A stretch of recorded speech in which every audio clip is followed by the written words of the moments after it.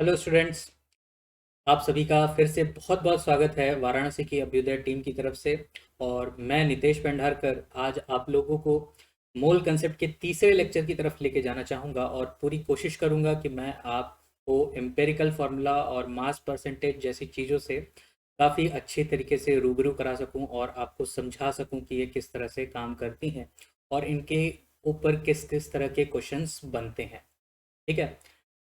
जब तक अगर आपने पहले के दो वीडियोस नहीं देखे हैं तो पहले कृपया करके वो देख के आइए ताकि हमको ये समझ में आ सके कि आपने मोल कंसेप्ट में जो मोल निकालने के तरीके हैं वो अच्छी तरीके से सीख रखे हों। ठीक है। जब तक आप वो नहीं सीख पाएंगे तब तक यहाँ पे आप काम नहीं कर पाएंगे ठीक तरीके से। मेरी आपसे ये गुजारिश है कि आप पहले वो दो वीडियोस देख के आइए, उसके बाद हम यहाँ पे फिर शुरू करते हैं। ठीक है। तो चलिए, तो सबसे पहली चीज जो आज हमें सीखनी है वो है हमारा परसेंटेज कंपोजिशन। ठीक है। क्या सीखना है हमें? Percentage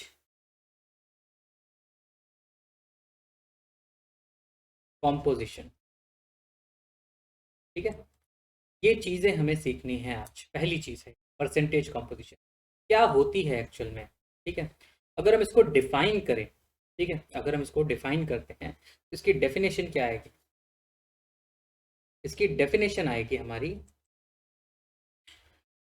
the percentage by mass of each substituent element present in the compound। ठीक है। तो ये हमारी डेफिनेशन है। ठीक। कि परसेंटेज कंपोजिशन को हम किस तरह से डिफाइन करते हैं, तो इसमें ये कहा गया कि द परसेंटेज बाय मास। ठीक है। सबसे इंपॉर्टेंट चीज है ये, मास उसके डिनोमिनेटर में होगा। ठीक है। मास के रेस्पेक्ट में वो कितने परसेंटेज में है, ठीक है, उस पूरे कंपाउंड में कौन, कोई भी एक एलिमेंट। ठीक है। तो उसको हम लोग बोलेंगे मास परसेंटेज इस एलिमेंट का इस कंपाउंड में इतना है। ठीक है। जैसे हम आपको एग्जांपल्स देते हैं। ठीक है। कार्बन के बहुत सारे कंपाउंड्स आपको पता होंगे, जैसे कि हमारा है CH4। ठीक है। CO2, है ना। और आपका C2H6, है ना। तो बहुत सारे कंपाउंड्स हैं हमारे पास। ठीक। अगर हम बात करें तो यहाँ पे कार्बन जो कि एक एलिमेंट है वो CH4 में कुछ मास में अवेलेबल होगा, है ना। यहाँ पे भी उसका भी एक मास होगा और यहाँ पे भी उसका कुछ मास होगा। तो वो मास इस कंपाउंड के रिस्पेक्ट में कितना है वो हमें बताना होता है। ठीक है। क्लियर? ये चीज आपको समझ में आई? चलिए, निकालते कैसे हैं, है ना। बेसिक चीज तो यही है कि उसको डिफाइन तो कर दिया हमने, बट उसको कैलकुलेट कैसे करें। ठीक है। तो उसके लिए हम लोग क्या करते हैं, एक जनरलाइज फॉर्मूला लिख लेते हैं। ठीक है। क्या लिखेंगे? एक कंपाउंड है, क्या AX BY है। ठीक है। ये एक कंपाउंड है। इस फॉर्मूले का मतलब क्या है कि ए जो है वो एक्स एटम्स है पूरे कंपाउंड के अंदर, और बी जो है वो वाई एटम्स है पूरे कंपाउंड के अंदर। ठीक है। चलिए, और हम ये मान लेते हैं, लेट द मास, कौन सा मास? ठीक है, ये याद रखिए। यहाँ पे आप एटॉमिक मास भी ले सकते हैं क्योंकि वो AMU में होगा। ठीक है। और यहाँ पे आप मोलर मास भी ले सकते हैं, ठीक है, जो कि ग्राम में होगा। ठीक। क्योंकि परसेंटेज में है, मतलब वेट बाई वेट है, इनटू 100 करना है, तो यूनिट से कोई फर्क पड़ता नहीं है। और हमने ये देख रखा है कि जो एटॉमिक मास होता है वही ग्राम में मोलर मास भी होता है, तो न्यूमेरिकली दोनों इक्वल होते हैं। आप जो लेना चाहें वो ले सकते हैं। ठीक है। क्लियर? तो लेट द मास ऑफ पहला ए इज इक्वल्स टू क्या लेंगे हम लोग इसको, MA। ठीक है। और दूसरा बी का मास कितना होगा, MB लेंगे। ठीक है। इतना क्लियर हुआ? चलिए, तो यहाँ पे हम लोग क्या करेंगे, सबसे पहली चीज हम लोग टोटल मास निकालेंगे। ठीक है।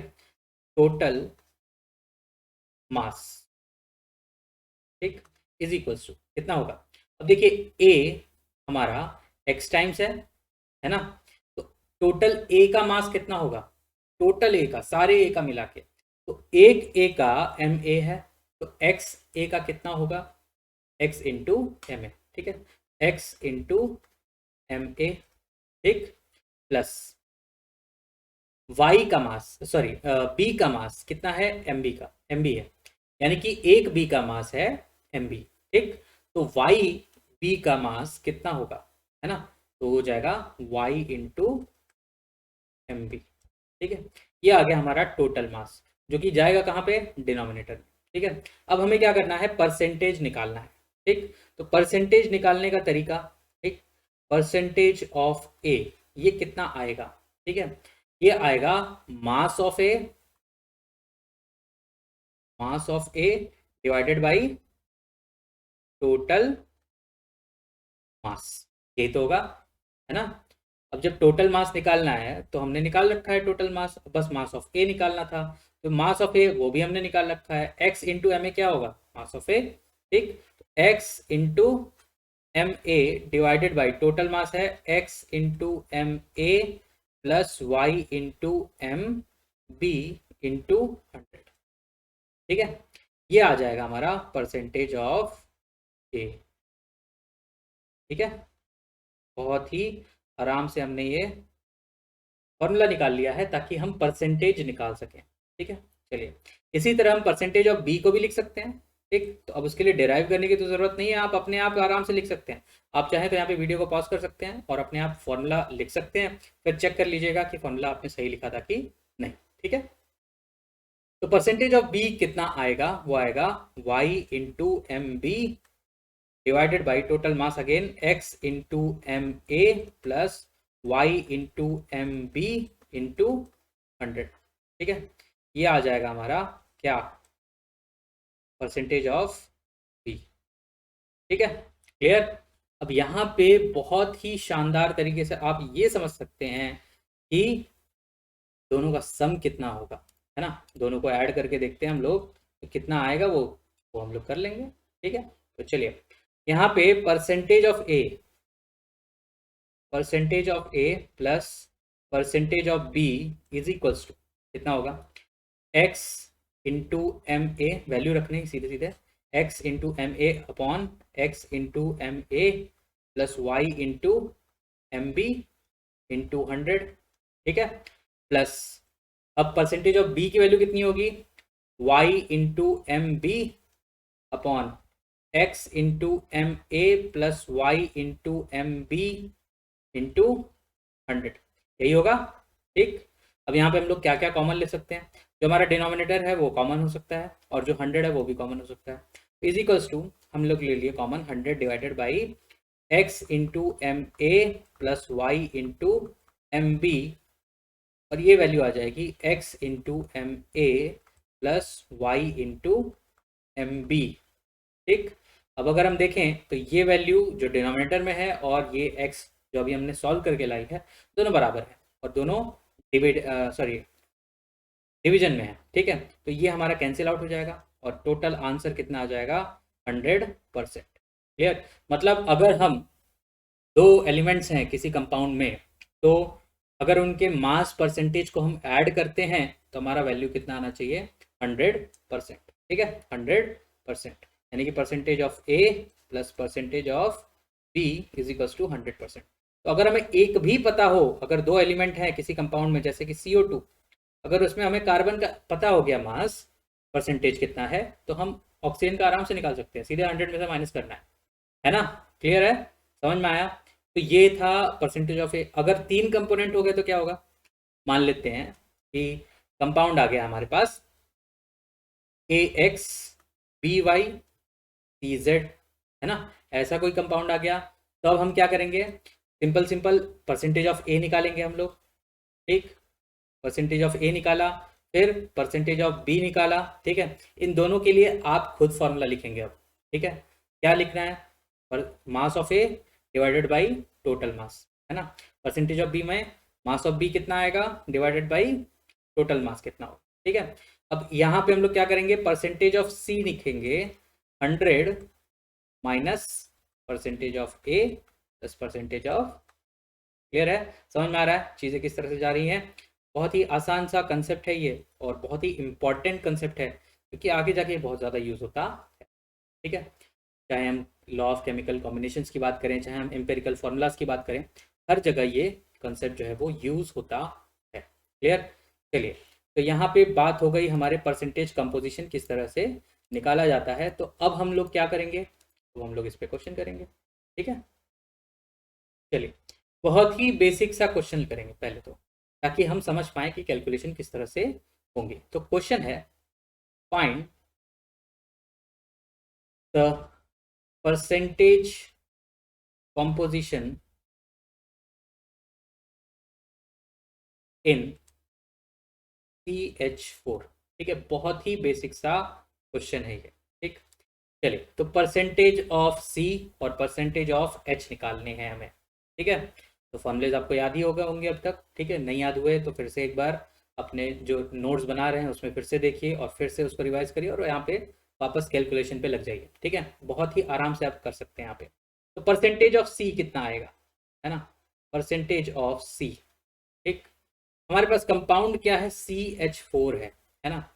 यानी कि कार्बन सिर्फ एक है, तो x की वैल्यू यहाँ पे कितनी है, 1। तो 1 into mass of carbon, mass of A, ठीक है, तो मास ऑफ कार्बन कितना होता है, 12 होता है, डिवाइडेड बाई टोटल मास निकालना है, तो 1 इंटू 12 प्लस 4, क्योंकि हाइड्रोजन कितने हैं, 4, यानी कि y की वैल्यू कितनी हो गई, 4। ठीक है, तो 4 इंटू हाइड्रोजन का मास कितना होता है, 1 इंटू 100। ठीक है, क्लियर? समझ में आया? चलिए, तो ये कितना आया, 12/16 इंटू 100। ये हो जाएगा 3, ये हो जाएगा 4, 4 से कैंसिल कर देंगे, और 4 25 टाइम्स होता है 100, तो ये टोटल कितना है, 25 इंटू 3, दैट इज 75%। ठीक है, परसेंटेज ऑफ सी कितना आ गया, 75%। ठीक है, इसी तरह हम परसेंटेज ऑफ हाइड्रोजन निकाल लेते हैं। परसेंटेज ऑफ हाइड्रोजन कितना आएगा, मास ऑफ हाइड्रोजन, है ना? तो मास ऑफ हाइड्रोजन कितना है, 4 हाइड्रोजन है इंटू 1, क्योंकि मास कितना होता है टोटल, मोलर मास कितना होता है, 1। ठीक है, डिवाइडेड बाई अगेन 16 ही आएगा, कुछ अलग तो आने वाला है नहीं, इंटू 100, है ना? तो 4 से 16 4 टाइम्स हो जाएगा, और ये हो जाएगा हमारा 25, यानी कि यहाँ पे कितना आया है, 25% आया। ठीक है, ये हम कैसे और कैसे निकाल सकते थे? तो परसेंटेज ऑफ हाइड्रोजन, इसका फॉर्मूला हम लोग क्या बना सकते थे, 100 माइनस परसेंटेज ऑफ सी। तो यहाँ से भी कितना आता, 100 minus 75 is equals to 25। Clear? समझ में आया? तो ये रहा हमारा आंसर। क्या क्या कंपोजिशन है, पहली कार्बन की 75% है और हाइड्रोजन की 25% है। क्लियर है? समझ में आ गया होगा आपको? चलिए, तो ये तो सवाल है हमारा, क्वेश्चन ये है, find the percentage composition of each element, ठीक, इन, फर्स्ट है हमारा CaCO3। ठीक है, इसके अंदर कितने एलिमेंट्स हैं, 3। ठीक है, सेकंड है हमारा C6H12O6। ठीक है, और थर्ड है हमारा NH2CONH2। ठीक है, ये थोड़े इंपॉर्टेंट कंपाउंड्स हैं जो कि आपको आगे आने वाली केमिस्ट्री में बहुत ज़्यादा मदद करेंगे। तो ये डेटा अगर आप निकालेंगे, खुद से सॉल्व करेंगे, और आपका आंसर जब आएगा तो आपको बहुत अच्छा लगेगा, साथ में आपकी नॉलेज भी इंक्रीज होगी, और ये डेटाज आप लोग बाद में यूज़ भी कर पाएंगे। ठीक है, CaCO3 कैल्शियम कार्बोनेट आपको पता ही है, C6H12O6। ठीक है, ये हमारा क्या होता है, ग्लूकोज होता है वैसे तो। ठीक है, इसको हम लोग ग्लूकोज कहते हैं। ठीक, और ये है हमारा यूरिया। ठीक, तो ग्लूकोज है, यूरिया है, इन सब के जो मास है, मास परसेंटेज है, ये हम लोग को याद रहने चाहिए, ताकि हम लोग आगे जाके बहुत ही आराम से कैलकुलेशंस कर सकें। ठीक है, चलिए, तो यहाँ पे देखिए, यहाँ पे 4 एलिमेंट्स हैं, यहाँ पे 3 हैं, और यहाँ पे भी 3 एलिमेंट्स हैं। ठीक है, तो एक तरह से आपकी प्रैक्टिस पूरी हो जाएगी। क्लियर? तो इसके आंसर्स आप कमेंट बॉक्स में प्लीज़ प्लीज़ करके कमेंट कर दीजिएगा हमें। ठीक, और हम चेक करेंगे कि आपने कितना सॉल्व किया है। ठीक है, समझ में आया? चलिए, अब इससे रिलेटेड हम सवाल करते हैं, तो सवाल किस तरह से बनाए जाते हैं, किस तरह से आते हैं, वो हमें देखना होगा। ठीक है, सवाल क्या क्या हो सकते हैं। ठीक, तो एक अच्छा सा क्वेश्चन समझते हैं। ठीक है, हमें दिया है क्वेश्चन में कि आयरन, ठीक है, आयरन फॉर्म्स एन ऑक्साइड, ठीक है, forms an oxide whose formula is Fe2O(N). ठीक है, Fe2O(N). ठीक है, चलिए, ऑन एनालिसिस, मतलब एनालिसिस करने के बाद it was found that the compound contains 70% Fe by mass। ठीक है, find the value of N। ठीक है, क्वेश्चन ये है कि आयरन है वो एक ऑक्साइड फॉर्म करता है जिसका फॉर्मूला है Fe2O(N). ठीक है, तो एनालिसिस, लेबोरेटरी में एनालिसिस की गई और ये देखा गया कि उस कंपाउंड में 70% जो है वो आयरन है बाय मास। ठीक है, फाइंड, अब हमें क्या फाइंड करना है, वैल्यू ऑफ N। N क्या है, ऑक्सीजन के नीचे जो नंबर लिखा हुआ है, यानी कि ऑक्सीजन के नीचे जो सफिक्स लिखा हुआ है। ठीक है, अब ये कैसे निकलेगा वो समझिए। ठीक है, ऐसे क्वेश्चंस करने का सबसे आसान तरीका ये होता है कि जो गिवन इंफॉर्मेशन है, जिसका परसेंटेज दिया गया है, उसी के लिए हम अपना फॉर्मूला यूज कर ले। ठीक है, परसेंटेज कंपोजिशन, हमें यह फॉर्मूला याद है, AX/BY का क्या होता है ना, तो वही फॉर्मूला हम यहाँ पे अप्लाई कर देंगे। ठीक है, तो हमें क्या दे रखा है, फॉर्मूला क्या दे रखा है, Fe2O(N), ये हमारा सॉल्यूशन है। ठीक है, Fe2O(N) है। ठीक, अब इसमें 70% आयरन है। ठीक है, तो परसेंटेज ऑफ आयरन Fe, इसका वैल्यू कितना आएगा। ठीक है, परसेंटेज ऑफ Fe आएगा हमारा, इसका मास कितना आएगा, इसका मास Fe/2 है ना, तो Fe का मास कितना होता है ये याद रखिए। ठीक है, molar mass of Fe is equal to 56 gram. ठीक है, तो 2 इंटू 56 करेंगे, मास ऑफ Fe आ जाएगा क्योंकि 2 Fe है, डिवाइडेड बाय टोटल मास कितना होगा, 2 इंटू 56 प्लस ऑक्सीजन का कितना होता है, ऑक्सीजन का होता है हमारा 16, तो N इंटू 16। ठीक है, तो ये हमारा इंटू 100 अगर करते हैं तो परसेंटेज कंपोजिशन का फॉर्मूला निकल आया, और परसेंटेज कंपोजिशन के हिसाब से यहाँ पे वैल्यू क्या दे रखी है, 70%, तो इज इक्वल्स टू 70 रख देंगे। ठीक है, तो 0 से 0 हम कैंसिल कर सकते हैं, बिल्कुल कर सकते हैं। यहाँ पे 2 इंटू 56 है, तो ये कितना आ जाएगा, 112, 112 होता है, और इंटू 10 है, तो यानी कि 1120 is equals to 7 into 112 plus cross multiply कर दिया हमने 16 इंटू 10, यही होगा, इज इक्वल्स टू ये कितना आएगा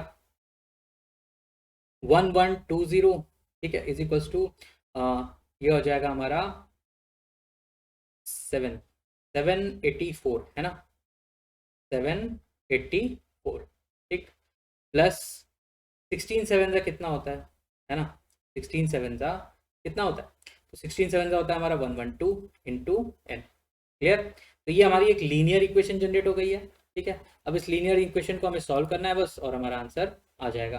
तो यहाँ पे हम लोग क्या करेंगे, 784 को इस तरफ लेके जाएंगे हम लोग, तो आ जाएगा 1120 minus 784 is equals to 112 into N। ठीक है, अब इसकी वैल्यू कितनी आ जाएगी हमारी, 336 है ना, हाँ 336 is equals to 112 into N। N की वैल्यू कितनी आएगी, 336 डिवाइडेड बाई 112 दैट इज 3। ठीक है, यानी कि N की वैल्यू आ गई 3। तो जो ऑक्साइड है उसका फॉर्मूला क्या आया, Fe2 तो है ही है पहले से, है ना, Fe2 है, और O N था, तो N की जगह अब हम 3 लगा देंगे, तो हमारा ये आंसर आ जाएगा Fe2O3 और n की वैल्यू कितनी है हमारा 3 है, तो ये हमारा आंसर हो गया। क्लियर, समझ में आया? ये कंसेप्ट समझिए, ये प्रोसेस समझिए कि हमने क्या किया। सबसे पहली चीज हमने क्या की, जो गिवन इंफॉर्मेशन थी जिसका मास परसेंटेज दे रखा था सिर्फ उसी के लिए अप्लाई किया, दूसरे के लिए अप्लाई नहीं किया। ठीक है ना, समझ में आया? दूसरे के लिए भी कर सकते हैं, बट अगर ये 3 एलिमेंट्स वाला कंपाउंड हो जाता है तो वो थोड़ा सा दिक्कत देता है कभी कभी। तो बेहतर यही है कि जिसके लिए दिया गया है सिर्फ उसी के लिए आप अप्लाई करें। ठीक है, ज़्यादा फायदे में रहेंगे आप। ठीक है, चलिए ये क्वेश्चन आपको समझ में आ गया होगा मेरे ख्याल से। अब चलते हैं हम लोग दूसरे क्वेश्चन की तरफ। ठीक है, दूसरा क्वेश्चन क्या है? दूसरा क्वेश्चन और सबसे मेजर क्वेश्चन जो इस पे बनता है वो होता है हमारा डिहाइड्रेशन वाला क्वेश्चन। ठीक है, जैसे कि हम कोई कंपाउंड लेते हैं जो कि हाइड्रेटेड हो, फिर उसको हीट कर देते हैं तो कुछ अमाउंट ऑफ जो है वो जो वाटर होता है वो पूरा का पूरा गायब हो जाता है। तो उस केस में हम लोग पता करना होता है कि कितना हाइड्रेटेड वो कंपाउंड या सॉल्ट था। ठीक है, जैसे कि हम आपको एक क्वेश्चन देते हैं, बहुत ही नॉर्मल सा क्वेश्चन है। तो यहाँ पे क्या रखेंगे, इन अ laboratory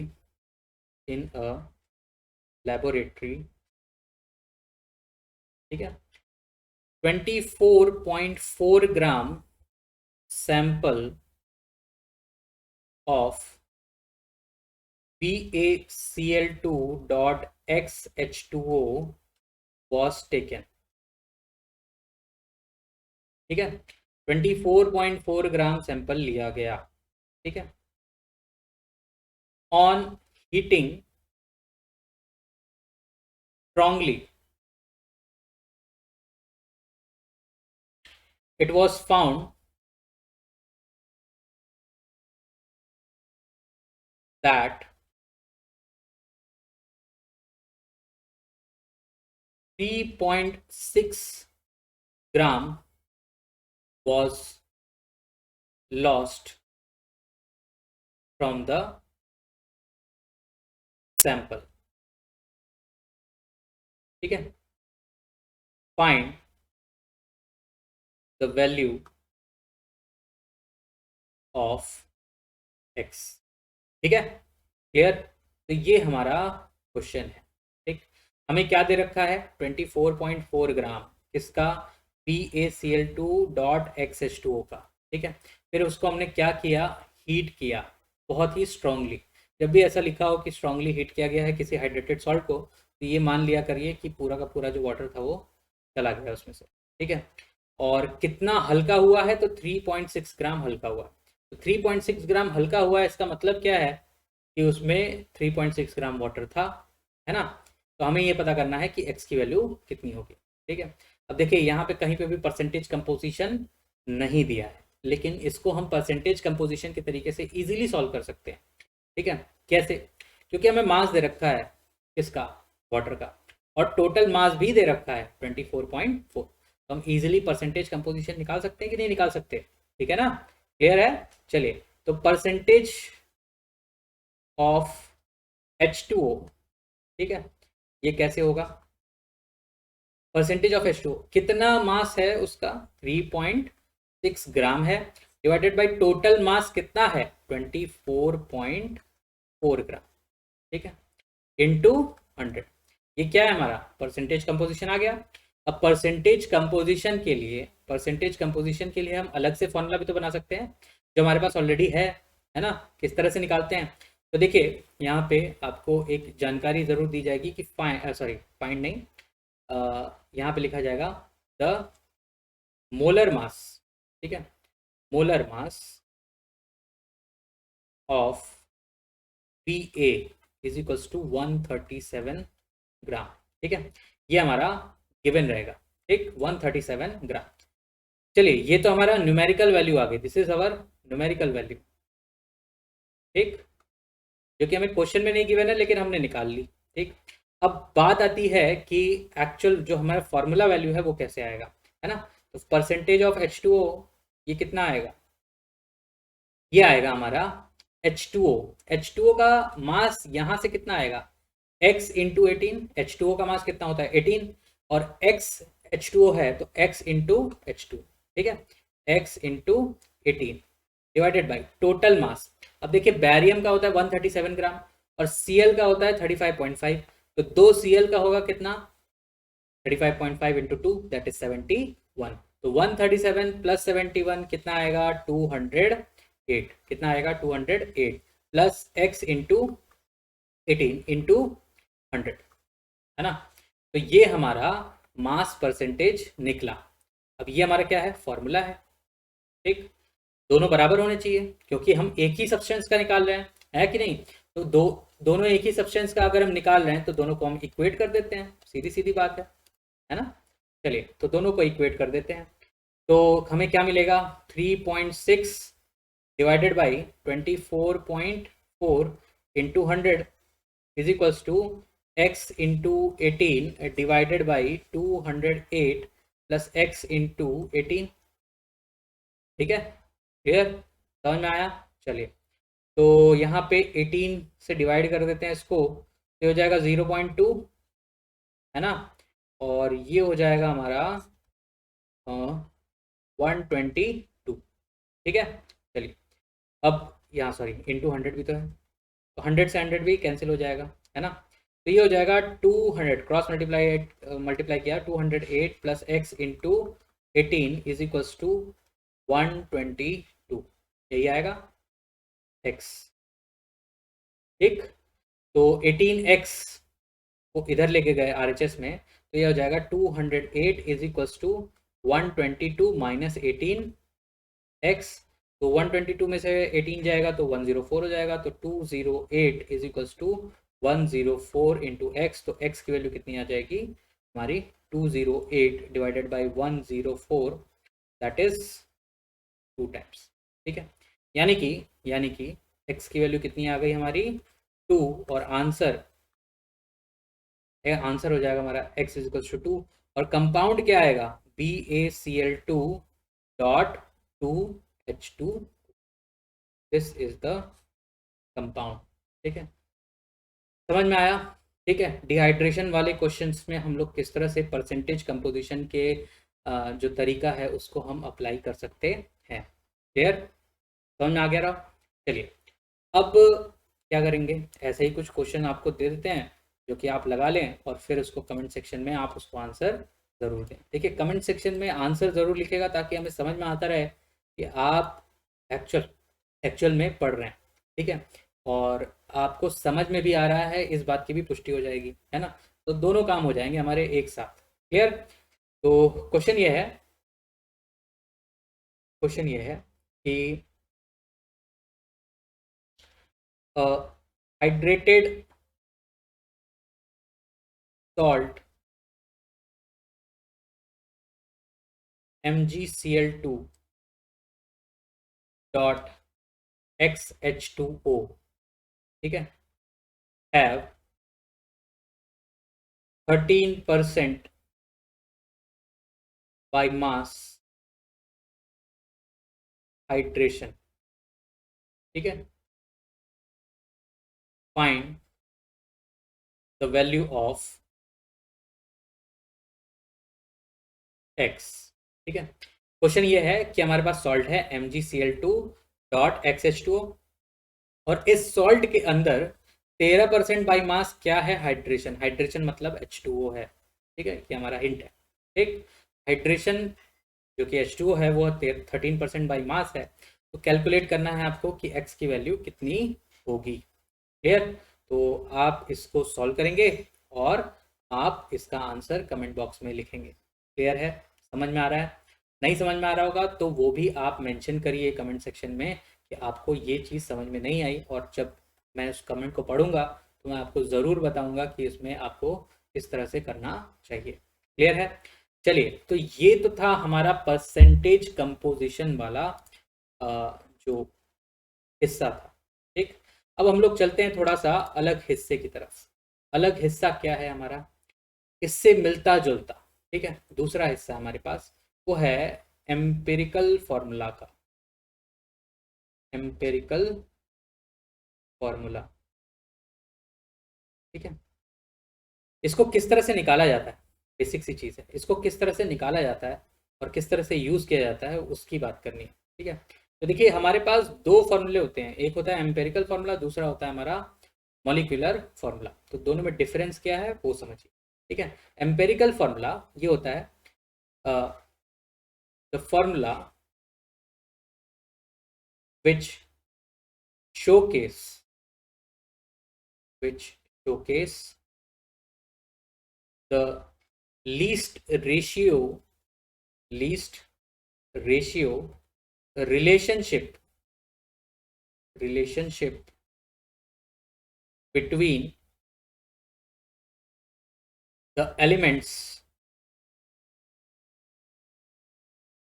present in the compound।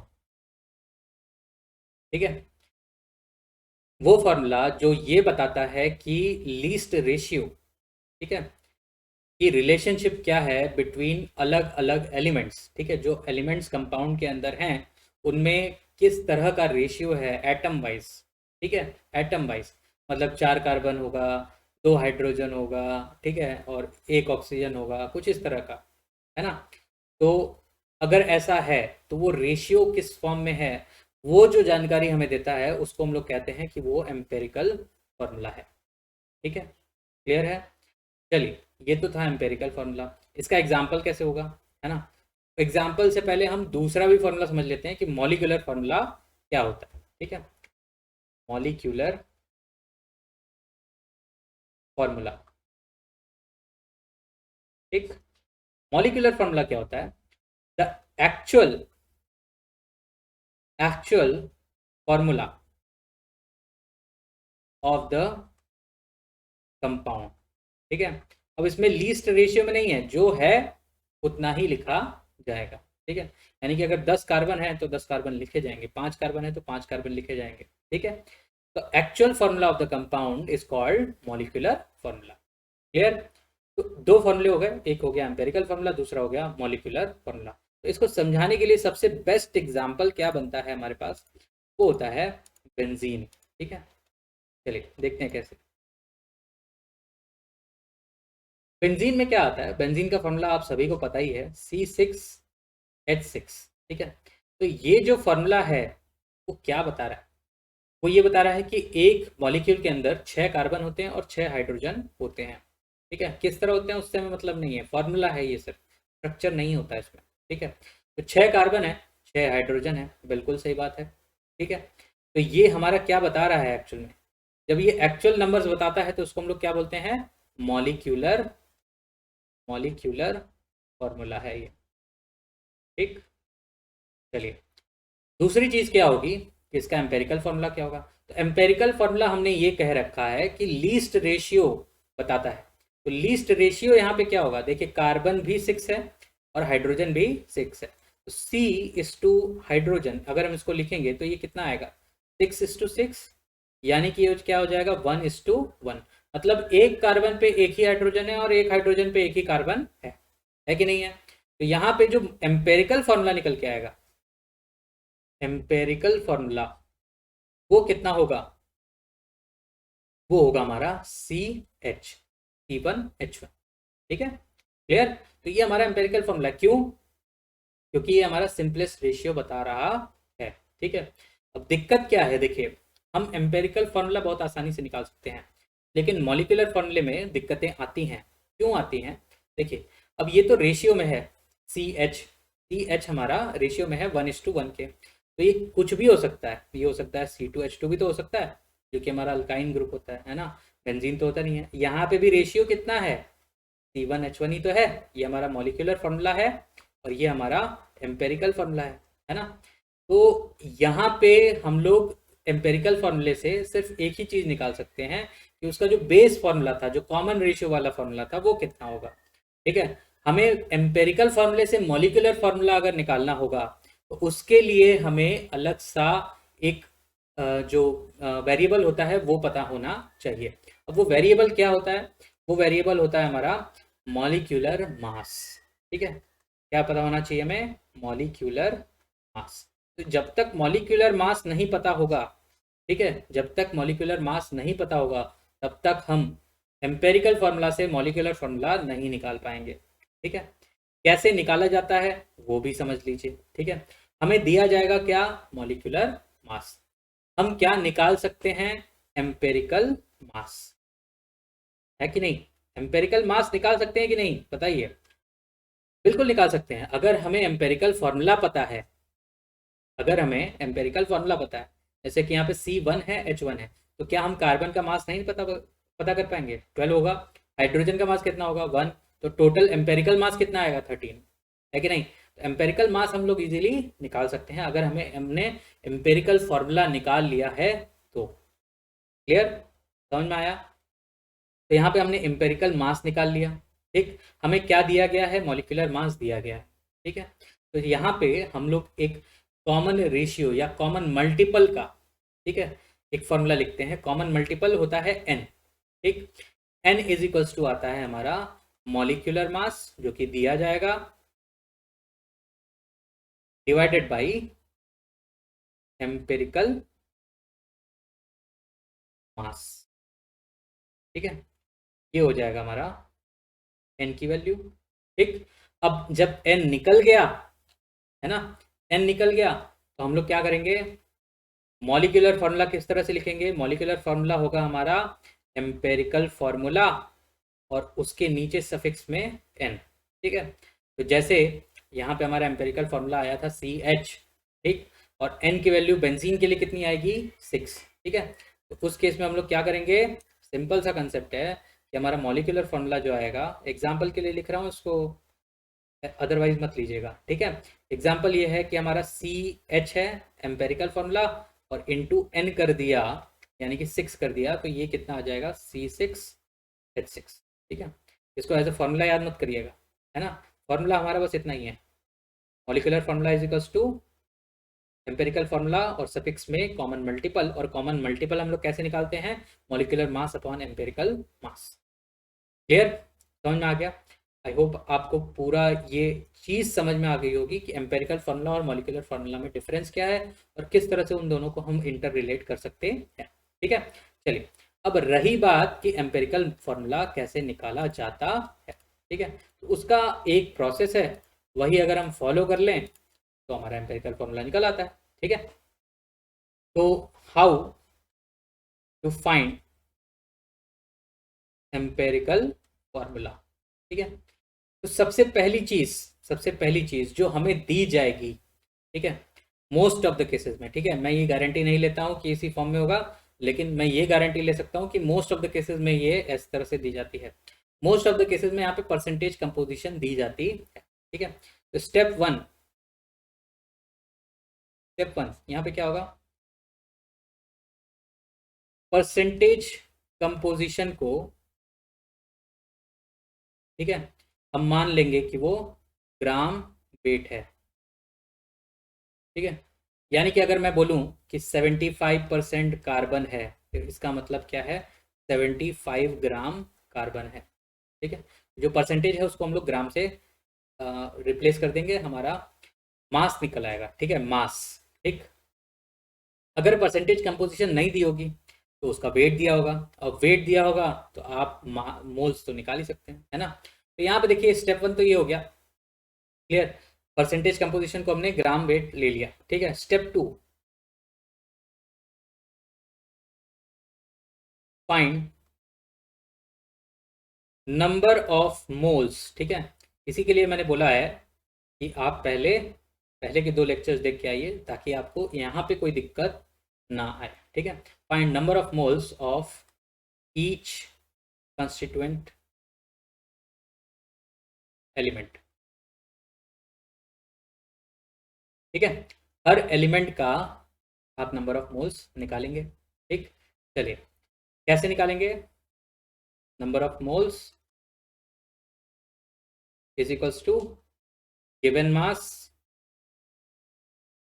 Upon molar mass. होगा कि नहीं होगा? ठीक है, तो मास, गिवन मास कौन सा है, जो परसेंटेज में दिया होगा या क्वेश्चन में अलग से दे रखा होगा, है ना, डिवाइडेड बाय मोलर मास, वो तो आपको पता ही है कैसे निकाला जाता है। ठीक है, चलिए स्टेप 3, स्टेप 3 क्या होगा, जो हमारा लोएस्ट नंबर ऑफ मोल्स होगा, ठीक है, उससे हम सभी मोल्स को डिवाइड करेंगे, ठीक है। Divide divide all moles bye lowest number of moles, ठीक है। इसको क्वेश्चन करेंगे तब आपको ज़्यादा समझ में आएगा, ठीक है। Divide all moles bye lowest number of moles, ठीक। चलिए, और उसके बाद जो हमारा रेशियो आएगा ना, जो वैल्यू आएगी, वही हमारा सबसे सिंपलेस्ट रेशियो होगा, ठीक है। तो जो सिंपलेस्ट रेशियो आएगा वही हम लोग फॉर्मूले में पुट कर देंगे, ठीक है। तो ये 3 स्टेप आपको फॉलो करने हैं मेजर, ठीक है।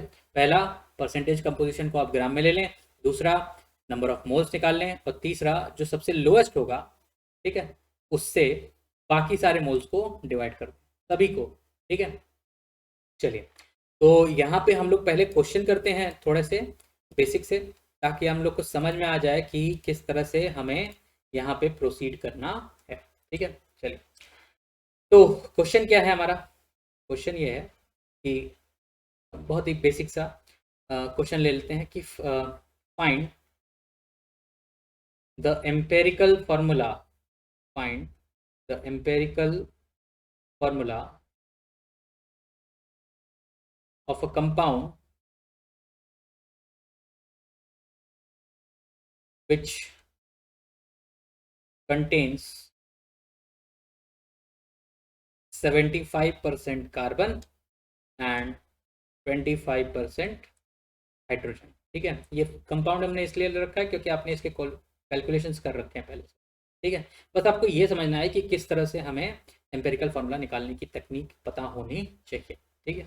चलिए, तो सबसे पहला स्टेप वन क्या है हमारा, याद रखिए, जो परसेंटेज है वही हमारा मास है, ठीक है। तो यहाँ पे हम क्या कर सकते हैं, लेट, इधर लिखना है यहाँ पे, अगर आप कंपटीशन के लिए जा रहे हैं तो ये सब करने की ज़रूरत नहीं है, ठीक है। लेकिन अगर आप बोर्ड्स वगैरह देना चाहते हैं तो उस केस में आपको ये लिखना पड़ेगा, लेट द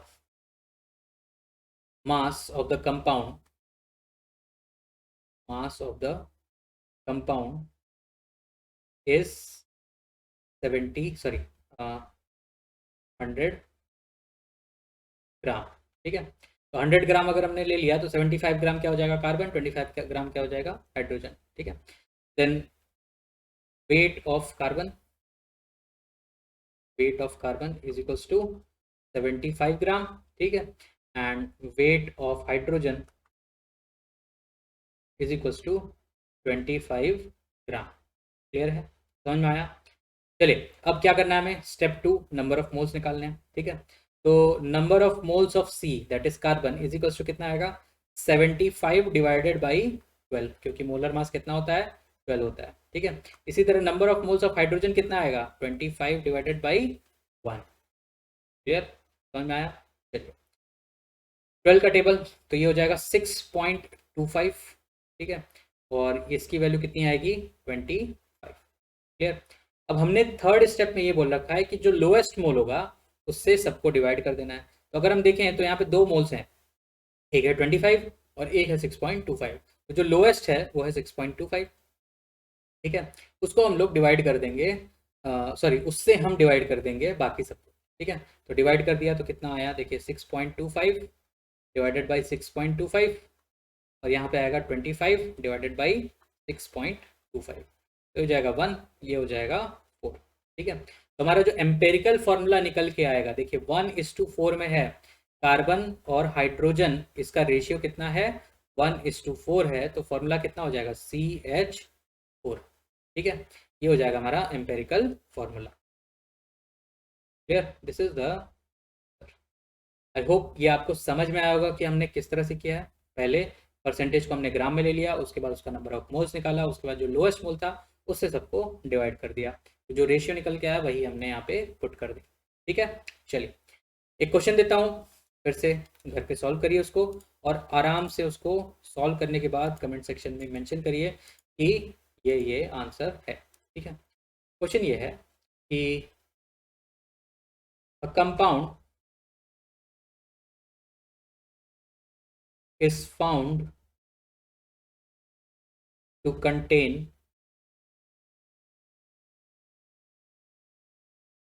4.0% 07% हाइड्रोजन, ठीक है। उसके बाद 71.65% क्लोरीन, ठीक है, एंड रेस्ट इज कार्बन, ठीक है। Find the empirical formula of the compound, ठीक है। तो ये क्वेश्चन आप करेंगे खुद से और हमें आंसर बताएंगे किसमें, कमेंट सेक्शन में, ठीक है। मैं वेरीफाई करूंगा कि आपका आंसर सही है कि नहीं है। क्लियर, समझ में आया। इसमें 3 है, तो कार्बन का कैसे निकालेंगे, हम हाइड्रोजन और क्लोरीन का प्लस कर देंगे, तो जो बचा हुआ है वो हमारा कार्बन हो जाएगा। क्लियर, समझ में आया। उसके बाद आपको किस तरह से सॉल्व करना है पता ही है। परसेंटेज को आप ग्राम में ले लेंगे, उसके बाद डिवाइड करेंगे उसके मोलर मास से, नंबर ऑफ मोल्स निकालेंगे। नंबर ऑफ मोल्स के बाद आपको ये देखना होगा कि सबसे लोएस्ट नंबर ऑफ मोल्स किसका होगा, और उसके बाद उस लोएस्ट नंबर ऑफ मोल्स से सबको डिवाइड कर देंगे। उसके बाद जो रेशियो आएगा वो हमारा आंसर हो जाएगा। क्लियर है, समझ में आया। चलिए, तो यहाँ पे हमने एम्पेरिकल फॉर्मूला कुछ कुछ हद तक समझ लिया है, ठीक है। अब थोड़े से हम अच्छे क्वेश्चंस कर लें तो हमारी बात जो है वो बन जाएगी, है कि नहीं। तो चलिए शुरू करते हैं यहाँ पे एक अच्छे से क्वेश्चन से, ठीक है। क्वेश्चन ये है कि अ कंपाउंड कंटेन्स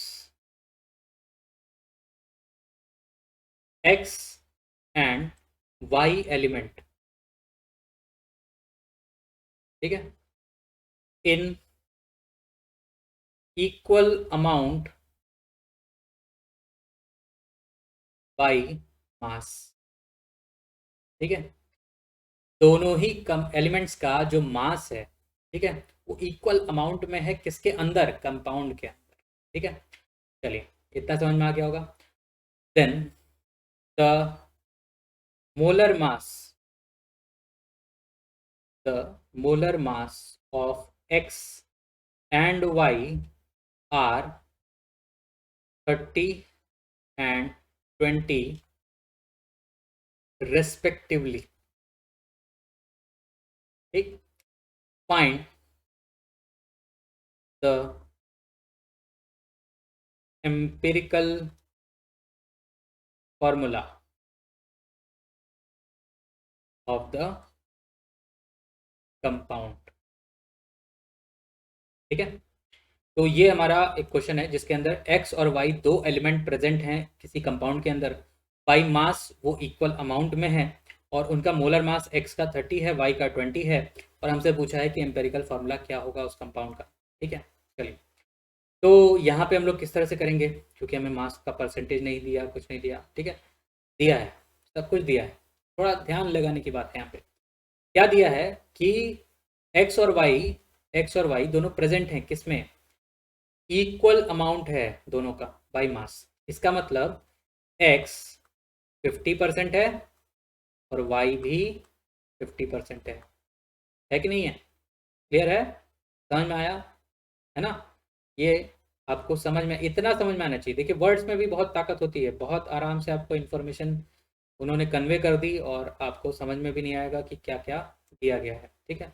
थोड़ा सा वर्ड्स पे भी आपको ध्यान देना पड़ेगा, ठीक।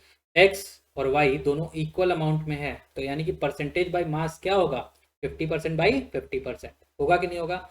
जिनको ये नहीं समझ में आया कि 50-50% क्यों हुआ, वो फिर से रिवाइंड करें इस वीडियो को और परसेंटेज कंपोजिशन वाले वीडियो पे जाएं, ठीक है। उसमें क्या होगा कि ए एक्स बी वाई है अगर, तो हमें mass of A divided by total mass निकालना था, ठीक, और mass of B divided by total mass, है ना। तो जो मास है यहाँ पे एक्स और वाई का दोनों इक्वल इक्वल है, ठीक है। तो अगर हमने 100 ग्राम लिया है तो 50 ग्राम क्या है, एक्स है, 50 ग्राम क्या है उसमें, वाई है। क्लियर, 50% हो जाएगा हमारा, ठीक। तो ये हो गया हमारा क्या, परसेंटेज कंपोजिशन, है ना। अब परसेंटेज कंपोजिशन पता चल गई पहली चीज़, तो उसको हम लोग क्या कर लेंगे, ग्राम में लिख देंगे, है ना।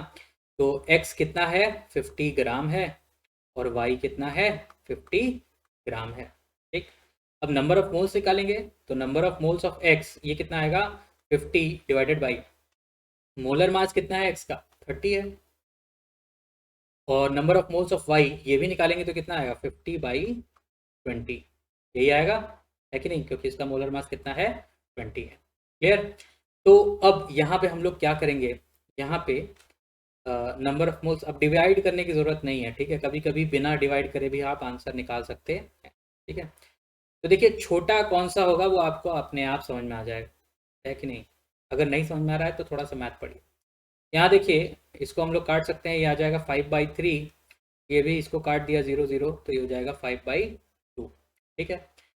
तो जिसका डिनोमिनेटर छोटा है, न्यूमरेटर सेम है सबका, है ना, x का न्यूमरेटर 5 है, y का भी न्यूमरेटर 5 है, लेकिन डिनोमिनेटर में यहाँ पे 3 है, यहाँ पे 2 है। तो नीचे की संख्या जब ज़्यादा होती है तो वैल्यू छोटी होती है, और नीचे की संख्या जो है वो अगर कम होती है तो वैल्यू ज़्यादा होती है। यानी कि जो एन वाई है वो बड़ा है किससे, एन एक्स से। तो हमने एम्पेरिकल फॉर्मूला में क्या सीख रखा है, जो सबसे छोटा होगा उसी से डिवाइड करते हैं। तो छोटा कौन सा है, 5/3, ठीक है। तो 5/3 से हमने क्या किया, दोनों को डिवाइड किया, ठीक है। तो 5/3 से डिवाइड करने के बाद हमें कितना मिलेगा वो देखिए, तो ये हो जाएगा 5/3 डिवाइडेड बाई 5/3, है ना, और यहाँ पे कितना आएगा, 5/2 डिवाइडेड बाई 5/3। क्लियर, यही होगा ना, ठीक। तो अब हम डिवाइड करेंगे आराम से, 5 से 5 कैंसिल हो जाएगा, ठीक, 3 से 3 कैंसिल हो जाएगा, तो यहाँ पे कितना आएगा, 1। यहाँ पे 5 से 5 तो कैंसिल होगा, लेकिन 2 से 3 कैंसिल नहीं होगा, और हमें पता है कि ये इसमें इंटू होता है और ये इसमें इंटू होता है, तो ये कितना आ जाएगा, 3/2, ठीक है। तो x/y इसका रेशियो कितना है, 1:3/2 से, है ना। इसका रेशियो कितना आया, सॉरी 1:3/2। अब अगर हम पूरे रेशियो को 2 से मल्टीप्लाई कर दें तो सिंपलेस्ट रेशियो मिल जाएगा, तो ये कितना हो जाएगा, 2:3 का।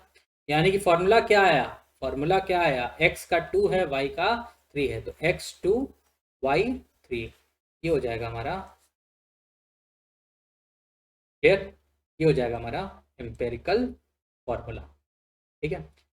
तो ये क्वेश्चन आपको समझ में आया होगा, ये बहुत ही अच्छा क्वेश्चन है, और यहाँ पे आप बहुत कुछ सीख सकते हैं, किस तरह से निकाला जाता है एम्पेरिकल फॉर्मूले, ठीक है, clear.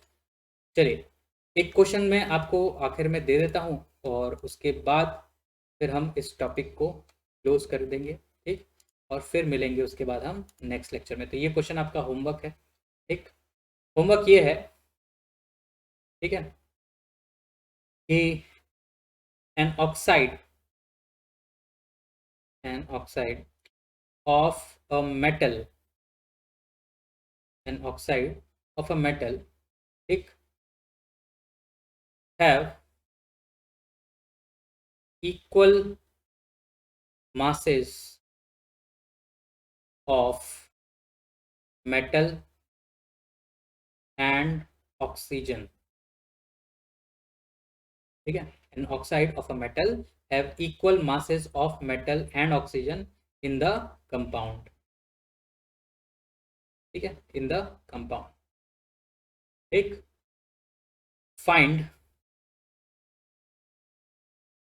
the empirical formula of the oxide, ठीक है।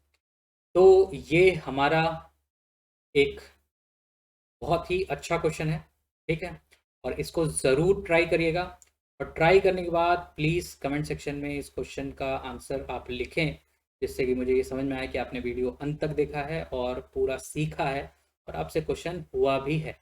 अगर नहीं भी होता है तो भी आप बताएं कि क्या दिक्कत आई जिसको आप नहीं समझ पाए इस क्वेश्चन में, ठीक है, और फिर हम उस दिक्कत को दूर करने की पूरी कोशिश करेंगे अगले लेक्चर में, या वहीं पे कमेंट सेक्शन में भी मैं कर सकता हूँ। क्लियर, समझ में आया।